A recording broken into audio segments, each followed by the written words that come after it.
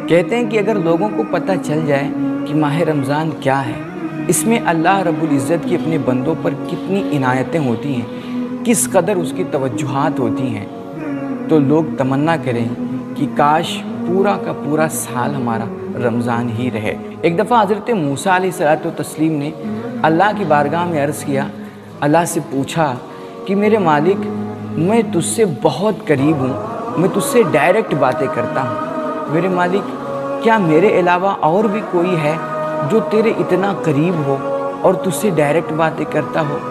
तो अल्लाह रब्बुल इज़्ज़त ने इरशाद फरमाया कि हाँ मूसा, आखिरी ज़माने में एक उम्मत होगी, उम्मत मोहम्मदिया, उसे मैं एक महीना अता करूँगा, माह रमज़ान।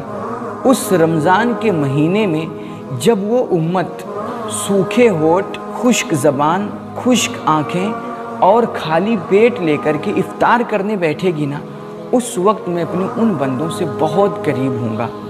और मूसा, मेरे और तुम्हारे दरमियान तो 70,000 पर्दों का फासिला है, इतने फासिले से हमारी और तुम्हारी बात होती है, लेकिन उस वक्त उम्मत मोहम्मदिया के और मेरे दरमियान एक पर्दे का भी फासिला नहीं होगा, कोई दूरी नहीं होगी।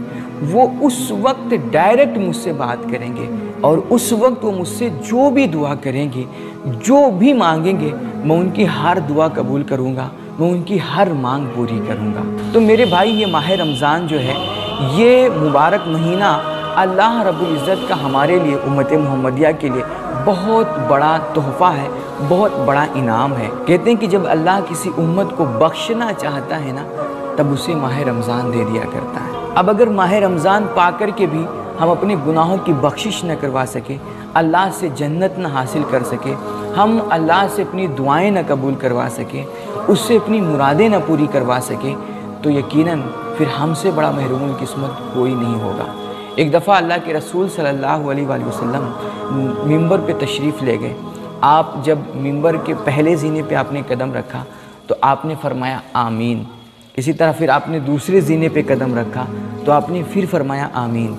फिर आपने तीसरे ज़ीने पे कदम रखा तो आपने फिर फरमाया आमीन।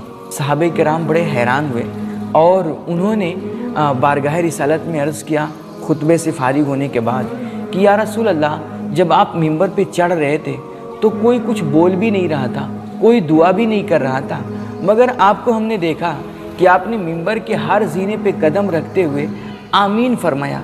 तो या रसूल अल्लाह, ये आपने आमीन क्यों कहा? तो अल्लाह के रसूल सल्लल्लाहु अलैहि वसल्लम ने इरशाद फरमाया कि जब मैंने मिंबर के पहले ज़ीने पे कदम रखा था तो जिब्रील ने दुआ की थी कि जो माह रमज़ान पूरा महीना पाए और उसमें अपने गुनाहों की बख्शिश ना करा सके, वो हलाक हो जाए और अल्लाह उसे अपनी रहमत से दूर करे।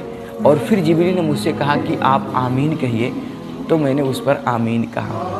फिर मैंने दूसरे ज़ीने पे कदम रखा तो जिब्रील ने फिर दुआ की कि जिसके पास बूढ़े माँ बाप हों या उनमें से कोई एक हो, यानी कि बूढ़ा बाप हो या बूढ़ी माँ हो, और उनकी खिदमत करके जो जन्नत ना हासिल कर सके, वो बंदा हलाक हो जाए और अल्लाह उसे अपनी रहमत से दूर कर दे।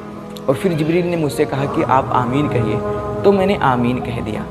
फिर कहते हैं मैंने तीसरे ज़ीने पे कदम रखा तो फिर जिब्रील ने दुआ की कि जिस बंदे के सामने आपका, यानी मुस्तफ़ा करीम सल्लल्लाहु अलैहि वसल्लम का ज़िक्र छिड़े और वो आपका नाम सुन करके, आपका ज़िक्र सुन करके आप पर दुरूद न भेजे, वो जहन्नम में जाए और अल्लाह उसे अपने रहमत से दूर करे।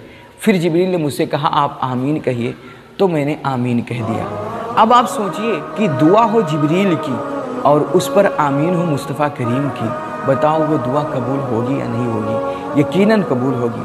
अब जिब्रील दुआ कर रहे हैं कि जिसको रमज़ान मिले और रमज़ान पा कर के भी वो अपनी गुनाहों की बख्शिश न करा सके, अपने गुनाहों की मग़फ़िरत न करा सके, अल्लाह उसे हलाक करे, और उस पर मुस्तफ़ा करीम आमीन कह रहे हैं। तो मेरे भाई, यकीनन ये बड़ी हलाकत की बात होगी। रमज़ान अल्लाह रब्बुल इज़्ज़त ने हमें आपको दिया ही इसलिए है ताकि हम उससे अपने गुनाहों की बख्शिश करा सकें, हम अपने अल्लाह की तवज्जुहात को और उसकी इनायतों को अपनी तरफ मबज़ूल करा सकें।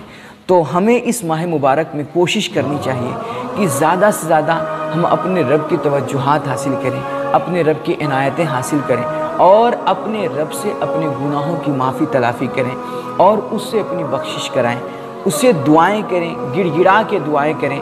यकीनन इफ्तार के वक्त बिलखुसूस जो हमारी दुआएं होती हैं वो डायरेक्ट अल्लाह के अर्श से टकराती हैं। उस वक्त हम जो दुआ मांगेंगे ना, हमारी हर दुआ कबूल होगी। इसलिए इफ्तार के वक्त बिलखुसूस दुआ करना ना भूलें। सूखे होंठ, सूखी ज़बान, खुश्क आंखें और खाली पेट लेकर के जब हम अपने करीम की बारगाह में हाथ फैला करके उससे दुआ मांगेंगे ना, तो यकीनन अल्लाह की रहमतें हमारी तरफ मुतवज्जे होंगी। अल्लाह हमारी दुआएं ज़रूर कबूल करे।